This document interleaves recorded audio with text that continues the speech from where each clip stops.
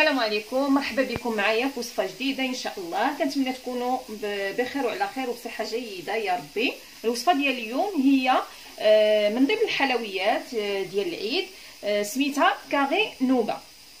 بالنسبه لهاد الكاري نوغا يكون عندنا فيها بات سابلي اموند باللوز وفيها النوغا بطبيعه الحال. هذه الطريقه ديالها سهله جدا ويعني ماشي شي حاجه اللي هي صعيبه واي واحد يمكن له يديرها. كنتمنى انكم تجربوها. والصراحه هاد الحلويات اللي درت لكم في هاد بمناسبه اقتراب عيد الفطر الله يدخلوا علينا وعليكم بالصحه والسلامه، يعني حلويات زوينه بزاف وكل شيء كتعجبو. الصراحه بالنسبه لي انا الناس اللي تياخذوها من عندي كتعجبهم بزاف. كنتمنى انكم تجربوها وما تندموش عليها.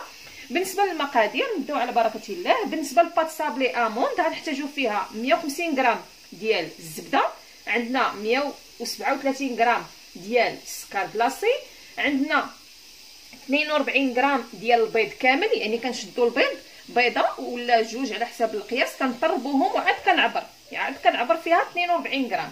غنحتاج هنايا 28 غرام ديال بودره اللوز، غنحتاج 210 غرام ديال فرينه وقبيصه ديال الملحه. نعاود معكم المقادير ديال بات سابلي باللوز. غنحتاجو قلنا 150 غرام ديال الزبده، 137 غرام ديال السكر كلاصي، قلنا 42 غرام ديال البيض كامل، عندنا 28 غرام ديال بودره اللوز و210 غرام ديال فرينه وقبيصه ديال الملحه. بالنسبه للنوغا، النوغا غادي يكون عندنا فيها 94 غرام ديال لا كريم ديال الطياب، كريمه ديال الطياب، غنحتاجو 94 غرام ديال السكر سنيده، غنحتاجو 57 غرام ديال الجلوكوز و75 غرام ديال العسل، غنحتاجو 105 غرام ديال الزبده و282 غرام ديال لي زاموند افيلي، يعني اللوز افيلي. غنعاود معكم المقادير. بالنسبه للنوغا قلنا النوغا هنايا نحتاج 94 غرام ديال الكريم دو كويسون، كريمه ديال الطياب، 94 غرام ديال السكر سنيده، عندنا 75 غرام ديال العسل، عندنا 105 غرام ديال الزبده، 57 غرام ديال الجلوكوز و282 غرام ديال اللوز افيلي. هادو بالنسبه للمقادير اللي عندنا. اول حاجه غادي نخدم هنايا هي النوغا، لان كيخصني نخدمها ونديرها في الثلاجه باش تقبط ليا مزيان، باش الوقيته اللي غادي نسرحها فوق البات سابلي ما تضيع لي شيء، لان الزبده كتبقى من الفوق كما كنقول لكم دائما ملي كندوبها في النوغا كتبقى سايحه لنا، خصها تجمع راسها مع النوغا كامله. يعني هنايا غادي نخدمها هي اول حاجه، غادي نديرها في الثلاجه حتى تقبط راسها مزيان وعاد ندوز باش نخدم البات سابلي. هنا الطريقه غادي نقبط كاسرونه فين غادي نطيب، ندير فيها هاد الزبيده،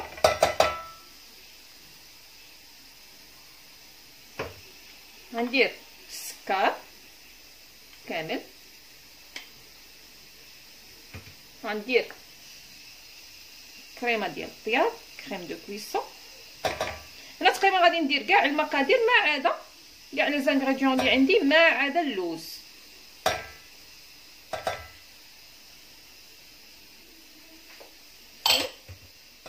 غندير الجلوكوز،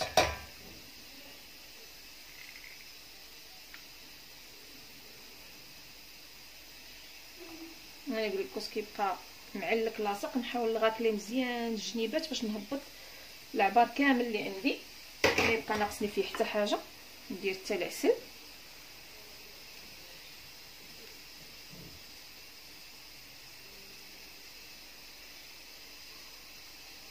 هادشي كله غادي نردو فوق البوطه حتى يذوب ليا كلشي مزيان والسكر يذوب ليا.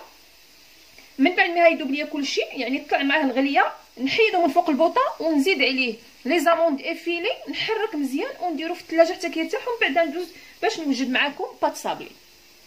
هنا من بعد ما داب ليا السكر والجلوكوز لا كريم والزبده اللي درت والعسل صافي، كنحيدو من فوق البوطه. غنزيد عليه هاد لي زاموند افيلي كاملين، غنحرك مزيان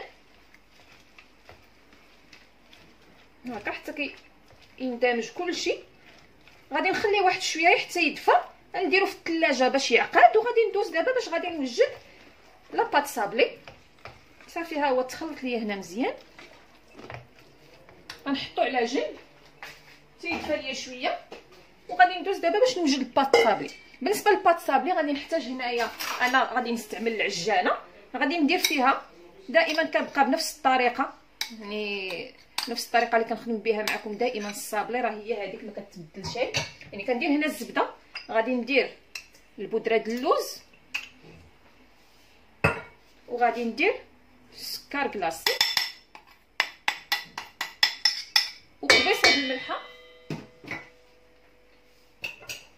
الملحه، وغادي ندير كلشي في الروبو حتى يتعجن ليا مزيان ويتخلط مزيان. صافي عاد من بعد غنزيد عليه هذيك 42 غرام اللي عندي ديال البيض. واخر حاجه غادي نزيد هي الطحين هنايا راه عندي ديجا عطيكم العبار ديالو، يعني ما تزيدوا ما تنقصوا، كيجي هو هذاك قياس واحد. صافي انا غادي نشعل على الروبو حتى يندمج ليا الزبده مع السكر وداك البودره د اللوز، ومن بعد غندوز باش نضيف البيض وعاد الطحين. صافي هنايا هي الزبده مع اللي درت في الاول مع السكر كلاصي ومع البودره د اللوز اندمجوا ليا مزيان. غنزيد عليهم دابا 42 غرام ديال البيض كامل، ونعاود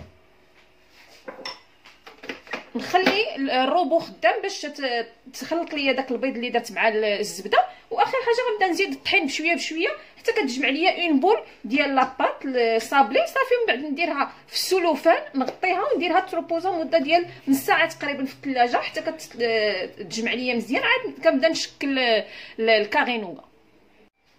هنايا من بعد ما تعجنات لاباط صابلي، يعني ها هي حتى هي راه كتجي خفيفه، غادي نطلق السلوفان نديرها في السلوفان.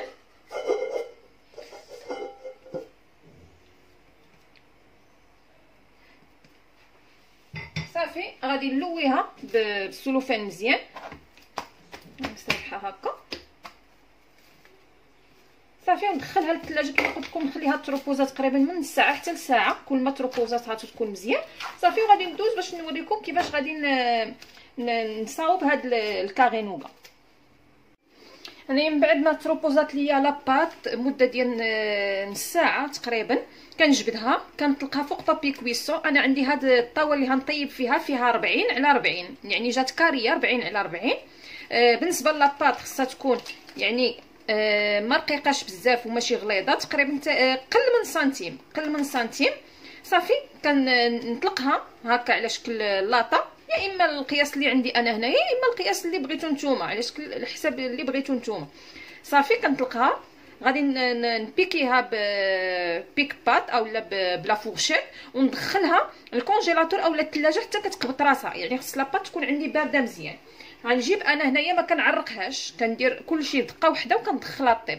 بالنسبه للناس اللي هما خافوا انهم يبقى لهم لاباط خضراء، هي نورمالمون ما كتبقاش لاباط خضراء، ولكن ما فيها باس. اللي بغى يدير حتى هاد الطريقه هذه بجوجهم بحال يمكننا ندخلوا هاد لاباط هذه يعني تحمر واحد شويه تاخذ الكولوراسيون ونخرجها وعاد ندير فوق منها هاد النوغا.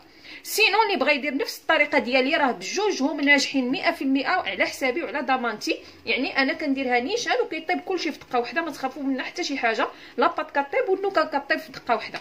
صافي هنايا قلنا جبت لاباط اللي ديجا طلقت وبيكيتها كتكون بارده، غادي نزيد فوق منها هاد النوغا اللي وجدت حتى هي كنت دايرها في قلب الثلاجه باش كتقبط ليا داك الزبده مزيان وما كتسيح لياش.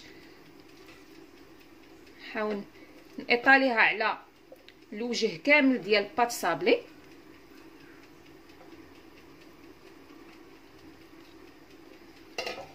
نحاول نطلقها هكا بهذا الشكل هكا،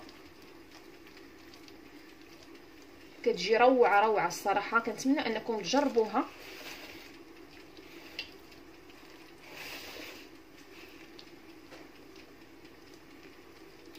نحاول نوصلها على الجناب كاملين.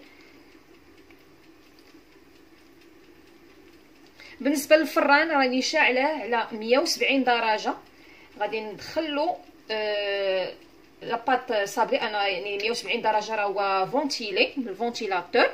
غندخلو الكارينوغا حتى طيب ليا مزيان وتحمر، والنوغا كتعسل يعني كتاخد داك اللون الذهبي من الفوق. صافي كنجبدها كنخليها تبرد كومبليتوم، عاد كنبدا نقطع في لي كاري ديالي على حساب، يا اما بغيت نديرهم ريكتونغولير او لا كاري، ولا على حسب الشكل اللي بغيتو تقطعوه. وغادي نبقى انايا غادي نسرح هاد النوغا فوق لاباط صابلي، ندخلها طيب، ومن بعد بقاو معايا باش تشوفوا كيفاش غادي نبدا نقطع الكاري نوغا. هنا من بعد ما كطيب الكاري نوغا، يا سلام اللون ديالها راه هما يعطيكم الخبر بلا ما نحتاج نهضر عليها. كنخليها حتى كتبرد يعني باش تولي كتهزها هكا. شوفوا حتى يعني الظهر ديالها محمر كيفو كيف الوجه. كيف ما قلت لكم راه كيف ما درتو نفس النتيجه غادي تحصلوا عليها الا مثلا استعملتوا بات صابلي نيشان مع النوغا ودخلتوهم يطيبوا، اولا عرقتو تقريبا اولا حمرتو شويه لاباط صابلي عاد درتو فوق منها، يعني النتيجه كتخرج بحال ويعني على ضمانتي. هانتوما كتشوفوا يعني الشكل ديالها. هنا كنبدا انايا كنقطعها كيف بالنسبه للسميه ديالها كاري نوغا، يعني نحاولوا نديروها مربعات. صافي كناخذوا موس اللي يكون ماضي بحال هكا، هذا الشكل هذا، وغادي نبدا نقطع. كيف ما قلت لكم كيخصها حتى تكون بارده، لان الا قطعتها وهي سخونه كاع داك النوغا غادي تخسر لكم، لان كتكون باقا معلكه مع العسل والجلوكوز اللي فيها. صافي انايا غادي نقطع على هذا الشكل هكا. بغيتو نتوما ديروها مثلا على شكل ريكتونغولير مستطيل، الشهوه ديالكم كيف ما بغيتو قطعوه ماشي مشكل. صافي هنايا غادي ناخذ هكا هاد المربعات كما كتشوفوا هنايا ما عنديش فيها نهائيا هذا لي شوت، يعني جات مقاده لان ديجا عندي لو مول مقاد. هنايا ها هي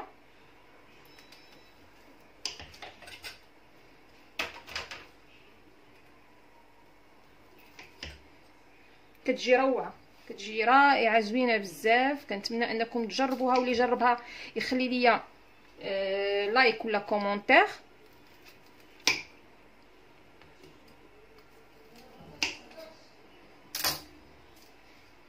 كما كتشوفوا هنايا ها هما المربعات. سينو بغيتو ديروهم قل من هكا نتوما، واللي بغيتو ديروا ها هي محمره من الظهر ومن الوجه، كتجي زوينه بزاف. كنتمنى انكم تجربوها. انا غادي نكمل التقطاع ديال الكاري نوغا كامله، وبقاو معايا باش تشوفوا الطبق التقديم الاخراني، وبالصحه والراحه.